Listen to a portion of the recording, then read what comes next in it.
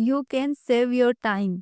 आप अपना समय बचा सकते हैं। आप कई बार सोचते होंगे कि काश जिंदगी में और वक्त होता, दिन कुछ और लंबे होते, घंटे थोड़े और खिंच जाते तो आप अपने कई जरूरी काम निपटा पाते। अक्सर आपको काम निपटाने में वक्त की कमी का एहसास होता है। बहुत से लोग अपने दिन की शुरुआत दिन भर में निपटाए जाने वाले काम की सूची बनाने से करते हैं, बल्कि कुछ लोग तो कई लिस्ट बना लेते हैं कि ये काम आज ही निपटाने हैं। मगर होता यूं है कि उनमें से ज्यादातर काम अधूरे ही रह जाते हैं। कभी दफ्तर के काम तो कभी घर की जरूरतें आपको लिस्ट से ध्यान हटाने पर मजबूर करती है। फिर दिन खत्म होता है और आप उस सूची पर हसरत भरी नजर डालकर कहते हैं, काश थोड़ा और वक्त मिल जाता तो ये काम भी निपट जाते। कभी आपने सोचा कि आखिर ऐसा होता क्यों है? वजह साफ है जनाब। आप जो हमेशा वक्त की कमी का रोना रोते रहते हैं, असल में वो इसलिए होता है कि आप वक्त की अहमियत ही नहीं समझते।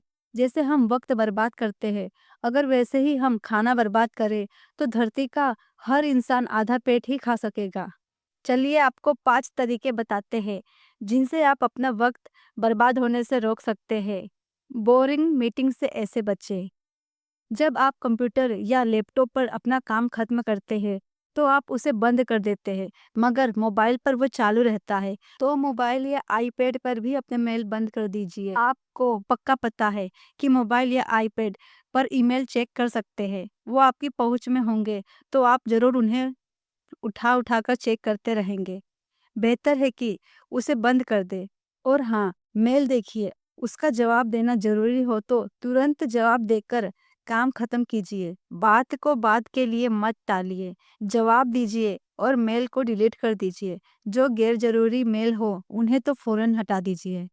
मीटिंग कम कीजिए। मीटिंग का ख्याल ही बड़ा सिर दर्द है। ऐसे में बार बार की मीटिंग्स आपकी टेंशन और बढ़ा देती है। इनमें अच्छा खासा वक्त बर्बाद होता है। आज जिस तरह की कारोबारी ज़रूरतें, करियर के लिए मीटिंग की अपनी अहमियत है, तो इन पर पूरी तरह से पाबंदी नहीं लगाई जा सकती, मगर इन्हें कम जरूर किया जा सकता है। हर मीटिंग में जाना जरूरी ना हो तो कोशिश ये कीजिए कि कुछ मीटिंग्स में जाने में कटौती हो सकी। जरूरी है तो ही जाए, वरना रहने दीजिए। और अगर कई मीटिंग करनी है तो उनको एक साथ प्लान कीजिए।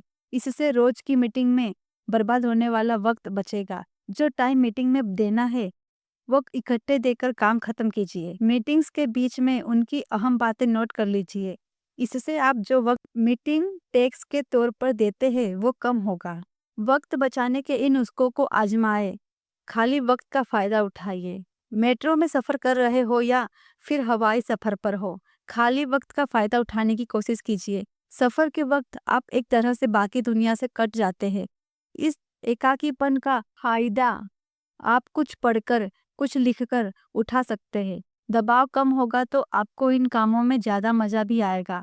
खुद के लिए समय तय कीजिए। रोजमर्रा के काम आपकी कुशलता की राह में रोड़े अटकाते हैं।